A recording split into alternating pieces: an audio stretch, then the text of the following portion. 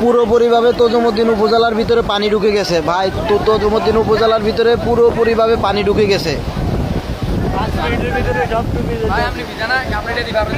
যে যেখানে আছেন সবাই সচেতন থাকুন। যার যার মালামাল আছে তজুমুদ্দিন উপজেলায় যারাই আছেন, যার যার মালামাল আছেন বাড়িঘর থেকে সবাই একটু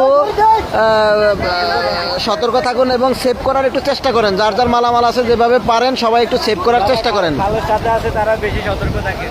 পানি কিন্তু ঢুকে গেছে, দেখতে পাচ্ছেন এখানে।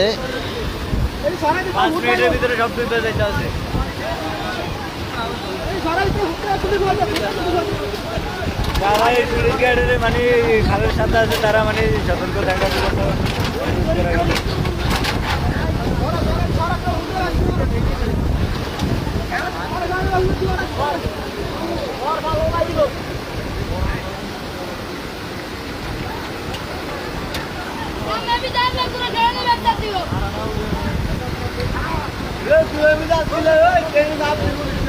মালামাল বের করার জন্য সুযোগ হয় না মানে।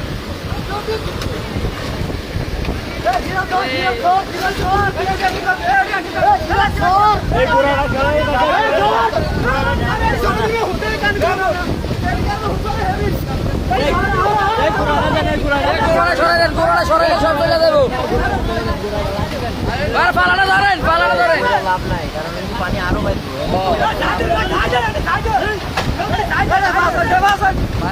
কি অবস্থা